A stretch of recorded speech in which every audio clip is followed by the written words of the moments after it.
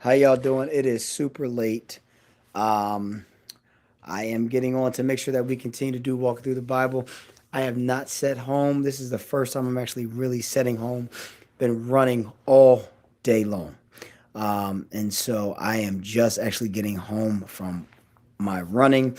It is 11:45 at night, and I want to make sure that we continue to stay steadfast to this and stay committed to this. So I'm not going to be super long tonight, but again, I'll be back on tomorrow. So I want to go through this in 10 minutes before we begin prayer tonight. But again, our scriptures today were Exodus chapter 7 through 9. Okay, Exodus chapter 7 through 9. All right. And through Exodus chapter 7 through 9, first, we're already getting into, we know the book of Exodus. If you understand the book, that word Exodus means exit. And what we're into, or what we've been talking about concerning this, hey, Anissa, good to see you. What we're dealing with Moses right now is actually when they're confronting Pharaoh. And one of the things that's important to understand is when they're confronting Pharaoh, um, Moses, I'm kind of backtracking a little bit, but Moses had some issues of what he was dealing with concerning his ability to be able to set foot in front of Pharaoh and not just knowing who God was, but also using his own inabilities of the struggles that he had concerning his speech, concerning his ability to be able to talk in front of Pharaoh. And so God allows Aaron to be in the mix and to help Moses move through the delicate part of understanding or being able to do what God had already called him to do. Hey, Julian, good to see you. Um, and so, what God does is God allows Moses and Aaron to go before Pharaoh. All right. And in chapter 7, one of the things that happens first and foremost is this is where the point where Aaron's staff turns into a snake. Okay. So, when this happens in chapter 7, Aaron's staff becomes a serpent.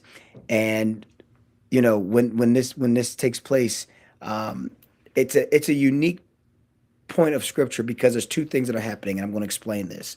The first thing is that a lot of times people are deceived in the time that we live in concerning signs, right? Like if I see a sign, automatically it has to be God.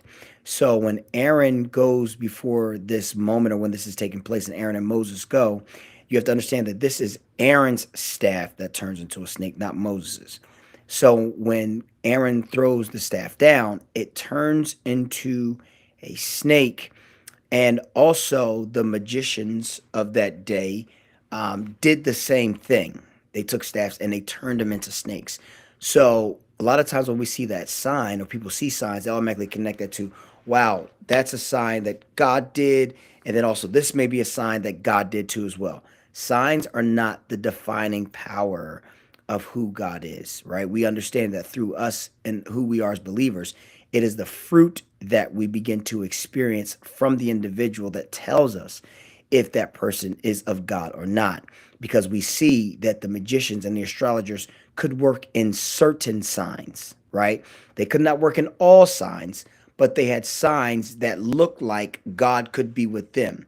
And so this is one of the reasons why even Pharaoh held on for so long, because the magicians were able to match, per se, certain things that Moses and Aaron was doing.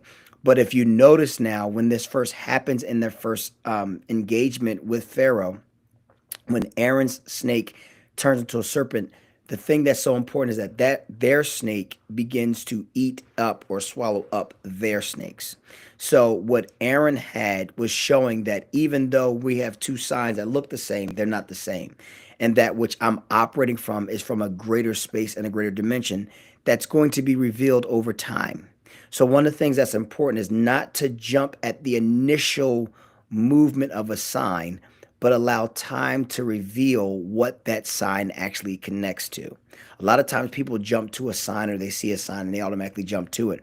But Aaron and what Moses was doing was eventually, which we'll go through these, because in same chapter in Exodus chapter 7, it goes through that first plague of the plague of blood, where the water turns into blood, and still that didn't move Pharaoh yet, right? It didn't cause him to be moved, and then each time it begins to shift because the first few plagues they begin to kind of mirror, right, of what they saw Moses and Aaron doing. But over time, you started seeing it slow down because it could the magicians could not control certain things that God would begin to show the distance between what is God and what is not.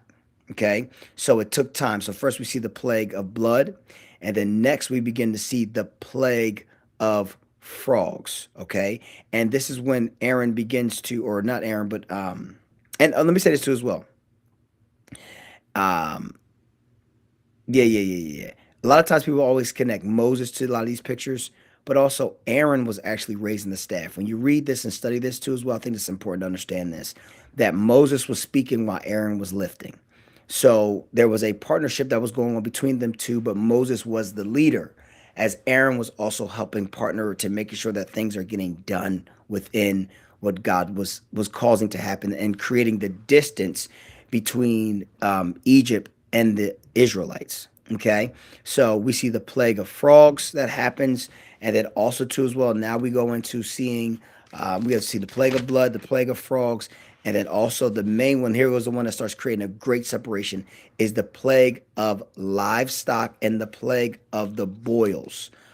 You also had the plague of the gnats and the flies. So these things start creating the separation, right? Because God starts, everyone's being affected to a degree, but God starts creating this separation as things begin to go on, right? The livestock, everyone's being affected by it, but what God's trying to do is He's trying to create the separation in the midst of what's going on. Hey, Pastor Lonnie, good to see you. And so a lot of times I'm saying this right now that there are times even when, and then also we begin to see the plague of hail. When we get to the next few chapters on tomorrow, this is when we start getting a major separation, right? When we start getting to the plague of locusts and stuff like that, and then the like even the boils, that was a separation plague as well because the Israelites weren't getting boils, just the Egyptians were. So you start seeing a separation that starts happening through these plagues. So again, one thing I want to leave with you all is that do not jump immediately at the first sign that you see. Over time, the signs will begin to reveal what's of God and what is not.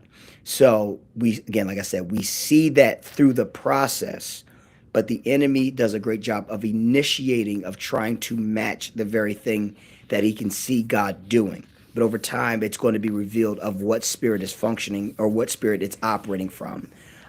So as we saw these things, they were growing, they were getting worse for the Egyptians, and so the Egyptians had to basically say, "Okay, hold on now. Let's start realizing that there's something here." But Pharaoh's heart was hardened for multiple reasons. Number one, he didn't want to be the first of what has gone on for over hundreds of years to now let a people go. And we saw that when it gets to that point, which we'll talk about as we go through these, when it gets to the point of the firstborn. But like I said, it's these plagues were showing forth the reality of God. The last thing I will say is this too as well when we get to the end of these plagues is that each plague I believe had a connectivity to the representation of showing Egypt that God was God. When you study this out even more, you'll find out that all the Egyptians served multiple gods, but they served 10 gods that were really a focus for them. So if you look at how many plagues there was 10. So the plagues were not just the separation of distinction of God to the Egyptians, but it was also separation of the Egyptians knowing that their gods were false because all 10, most theologians believe that the 10 were showing the separation of their 10 gods to each plague, to understanding that who God was, he was the one true and living God. So don't let me say this last thing. Don't get confused by, we're going to see this too in the world, and we're seeing it. Don't get confused by certain calamities. Don't get confused by certain things that different countries will go through. A lot of that, sometimes God is getting ready to reveal himself of who he is through the midst of these things. And that's what he did for Israel. He began to reveal to the Egyptians who he is. And through that, not only did it happen to Egypt, but fear begins to go out in the lands because Egypt was really the or the power. They were basically in that time, they were like Rome. They were the United States is what today. They were that government that everyone looked at as the beacon of, if you want to see who's the most powerful, Egypt was. And here's the funny thing, and I'm going to stop here. Egypt became powerful on the back of Joseph. So it all goes back to God's kingdom. Egypt became powerful on the back of Joseph. When Joseph began to put away the grain during the years of famine, all the other nations were coming to Egypt. And so what they were doing was they were funding Egypt. Egypt became a power because everybody depended upon Egypt for their grain, for their food, for livestock. They depended upon Egypt for 7 years, which made Egypt wealthy.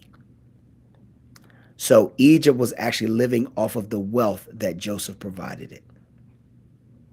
A lot of people don't know that. That's how Egypt began to build into into the world power, or the nation that everyone looked at, because it came on the back of Joseph's understanding Pharaoh's dream. Okay. All right. I'm gonna stop there. Give you all a little history because that's what we're doing. We're talking about the Bible. We're walking through it. So we'll be back on tomorrow. We're gonna go through, I believe, Exodus chapter 10 through 12. And like I said, y'all, I'm just getting in, get off so we can get ready to go to prayer and do that tonight. All right. So I'll talk to y'all soon. I thank y'all for getting on. I appreciate y'all greatly getting on this late with me. And I will see y'all soon. Hopefully, y'all being blessed so far in your consecration, your time of prayer, fasting, as we're doing this collectively as a church. So I look forward to this as we grow and as we continue to grow through this and walking through the Bible. All right. Talk to y'all soon. Y'all take care.